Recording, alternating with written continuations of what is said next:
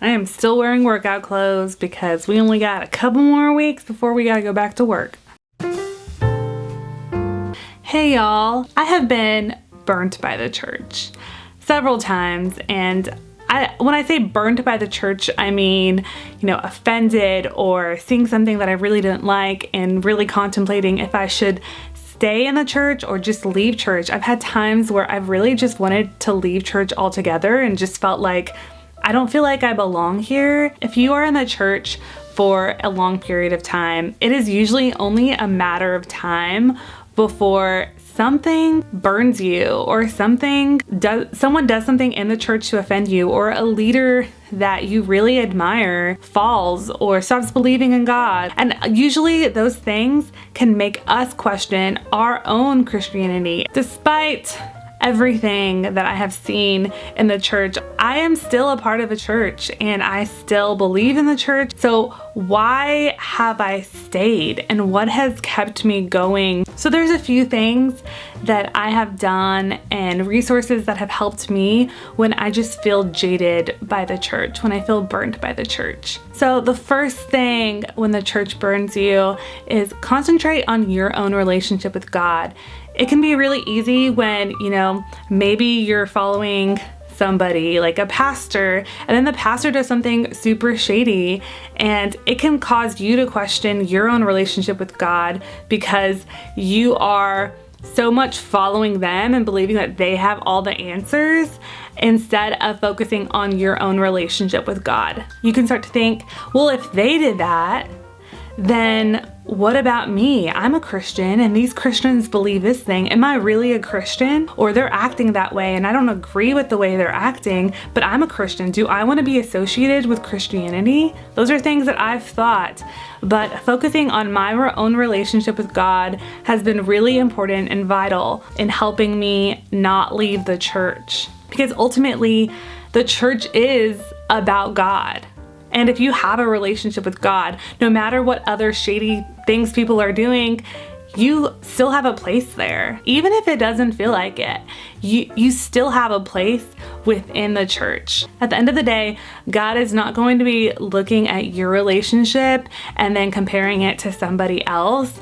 It's just you and Him. So focus on that. The second thing that has really helped me is reading books and following stories of people who have sort of a similar journey and are feeling similarly as to what I feel. I don't know what I'm saying right now. Reading books or watching videos of people who have gone through something similar. Maybe, they grew up in the church and all of a sudden they started questioning things. You're not alone. It really helps you to know that you're not alone. A lot of times in church, it feels like people have everything together, and it can sometimes not even feel like a safe place for questioning. Finding people who have gone through something similar. A book that really helped me and that I really loved was called Searching for Sunday by Rachel Held Evans.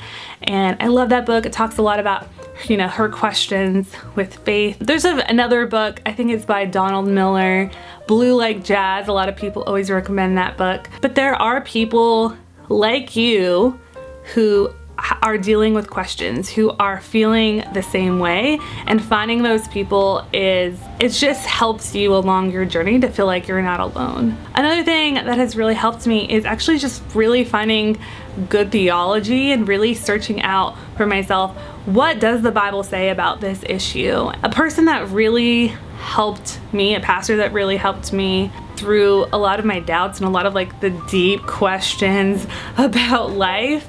I really admire C.S. Lewis. I really admire Tim Keller. I really admire R.C. Sproul, or Sproul. I don't know how you say his last name. Those pastors have really helped me because I feel like they answer a lot of the deep questions, not with a light answer oh, just trust God. They really get into it. So really searching out theology and studying theology can really help you with a lot of your questions and doubts. Instead of just walking away from Christ and walking away from the church, actually taking that time to figure out, what does the Bible say? If you stay in the church long enough, someone is bound to say something that is not right theologically, and you're just gonna be what? I never knew this. And then you might start questioning everything that you've ever known. So taking time to really figure out, what does the Word of God say? Not just what they say it says, like what does it say?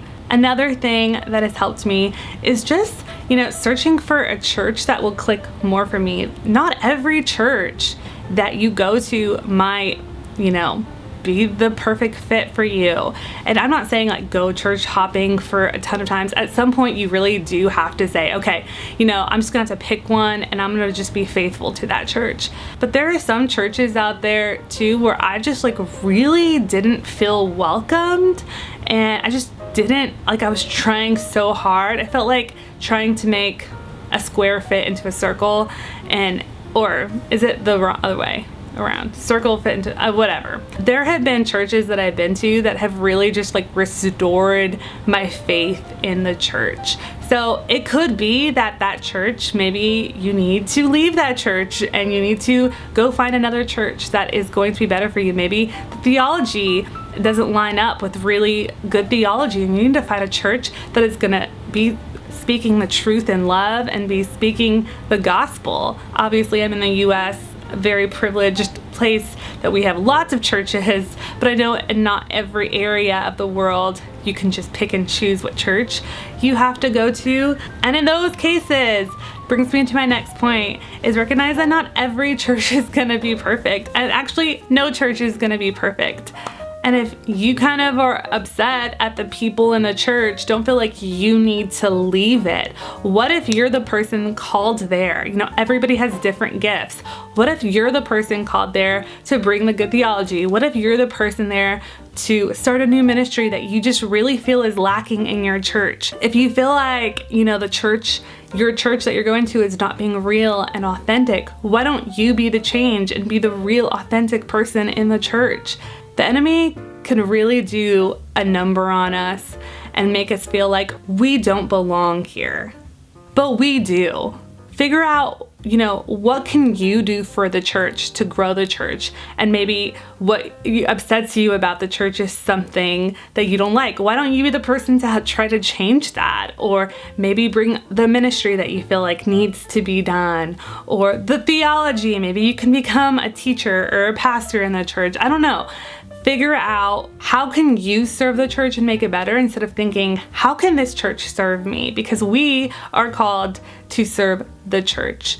And of course, I think something that's really important to understand is make sure you're looking at the speck in your own eye. Sometimes I know I have been guilty of this, going to a church and just feeling like everybody here is so hypocritical and they're just so jaded from what real life is. Instead of looking at the speck in my own eye and realizing like, okay, these are flawed people, but guess what? I'm flawed too. Just as I have to accept them, they have to accept me. Look at the speck in your own eye. Realize that you have sins and you have faults and you need forgiveness just as much as they do. And then finally, something that has really helped me is just practicing forgiveness. Again, recognizing that not everybody in church is perfect, that there actually is nobody in church that is perfect, but God has to forgive me constantly from things that I'm doing. So why can't I forgive others? It's harder sometimes in the church to forgive people because I feel like you might hold them to a higher standard, but learning to forgive, because if you don't learn to forgive, that bitterness is really not gonna hurt them. It's just gonna hurt you. The church might burn you. It's true, but it's not hopeless and you don't have to leave the church because of it. Maybe, if you have the option of leaving that church, there's something that you really just don't feel like is right, then you can always find another church, but don't feel like that church is gonna be perfect, because it's not. You're gonna still have to practice forgiveness at that church. You're still gonna have to look at the speck in your own eye and focus on your relationship with God. Right now, I'm struggling currently with trying to feel involved in my church.